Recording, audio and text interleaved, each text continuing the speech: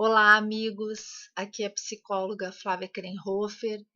Eu quero falar hoje sobre o transtorno de estresse pós-traumático em função de algumas pessoas que têm me escrito, especialmente de um e-mail que eu recebi de uma pessoa que foi assaltada e desde então ela se encontra muito paralisada com esse temor. Então, a cognitivo-comportamental, que é a minha linha, tem um protocolo muito interessante de terapia para os estresse pós-traumático, que pode ser aproveitado por quem está sofrendo e também pelos psicólogos que gostariam de atuar mais profundamente ou com algumas técnicas que não só as verbais sobre esse problema. Então, o transtorno de estresse pós-traumático vem, como o nome já diz, depois de um trauma, de uma violência, um estupro, um assalto, algo que traumatizou a pessoa e alguns exercícios, algumas coisas que eu vou falar aqui, servem também para casos agudos de ansiedade. De uma certa forma, servem, então podem ser adaptados, como pânico, quando a pessoa se encontra tão ansiosa que ela não consegue controlar.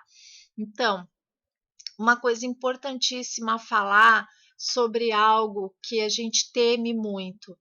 Não se deve fugir. Fugir é a pior política. É preciso, por isso se busca terapia, enfrentar aquilo que nos aconteceu, não fugir disso. Tem situações ruins que nos acontecem que a gente consegue esquecer, deixa lá num canto e não pensa mais nisso e segue com a vida normalmente.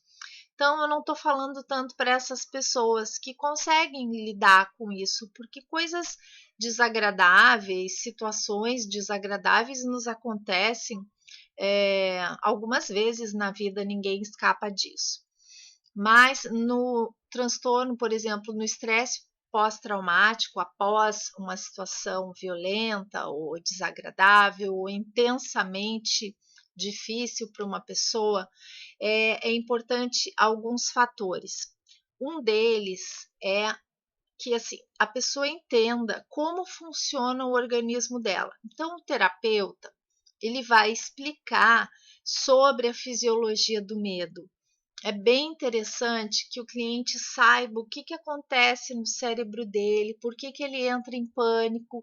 Isso é dado também como um exercício para o pânico, toda a explicação da adrenalina no corpo, enfim, como que o medo e a ansiedade intensa se processam no corpo. Quando a pessoa entende isso, às vezes ela fica menos temerosa, porque ela sabe que com medo ou com ansiedade em picos altos, mesmo assim ela não precisa se paralisar. Então, a informação por si só já é um apoio terapêutico. Um outro ponto muito importante que um terapeuta deve aplicar numa terapia nesse caso, ou você se está sofrendo, se sofreu alguma coisa assim, é um relaxamento. Eu tenho um vídeo sobre relaxamento muscular progressivo. Você pode procurar esse vídeo no meu canal, onde eu explico mais ou menos assim, detalhadamente, a técnica do relaxamento muscular progressivo. Então, técnicas de relaxamento. Outra técnica é a respiração diafragmática, que é aquela respiração onde eu inspiro profundamente e expando o meu pulmão, a respiração abdominal. Então, eu vou estender o meu estômago, distender. Então, eu vou fazer uma respiração mais profunda, porque quando a gente está ansioso, com medo, a gente respira muito curto. E isso faz com que o corpo sinta a sensação de mais medo. Então, se você quer relaxar em qualquer situação, dê uma parada, respire mais devagar e mais profundamente. Só isso já vai lhe ajudar. E veja O vídeo tem outros além do meu sobre relaxamento muscular progressivo. Os terapeutas também podem aplicar essa técnica em várias situações de ansiedade, ela é muito benéfica. E um ponto crucial, como eu falei no início do vídeo, é não fuja da situação temida. Então, existe a técnica de exposição, pode ser exposição ou inundação, onde a gente leva o paciente a relatar repetidamente aquele ocorrido.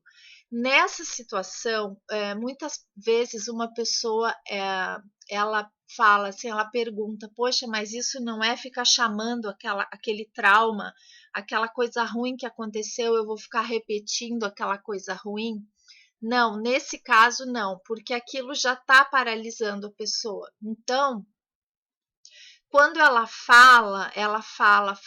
vai falar em detalhes, ela vai reviver mentalmente, depois falar sobre aquilo, e depois é possível até ir na cena de novo, enfim, a gente vê, cada caso é um caso, mas quando ela fala sobre aquilo repetidamente em detalhes, e ela vai analisando junto com o terapeuta o grau de ansiedade que ela fica. Então, é como uma hierarquia da ansiedade, de 0 a 10.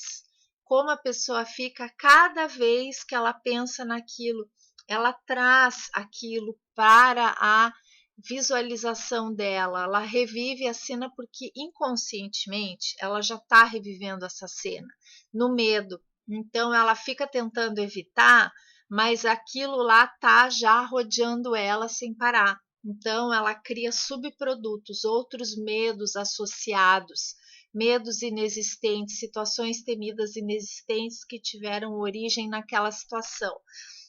Essa é uma das técnicas que precisa ser avaliada, mas estudos comprovam que a técnica de inoculação do estresse, por exemplo, que é essa técnica de exposição, a inoculação do estresse é uma técnica, a exposição é outra técnica. Essas técnicas são extremamente eficazes para aliviar, para que, por exemplo, vítimas de estupro possam seguir com a sua vida.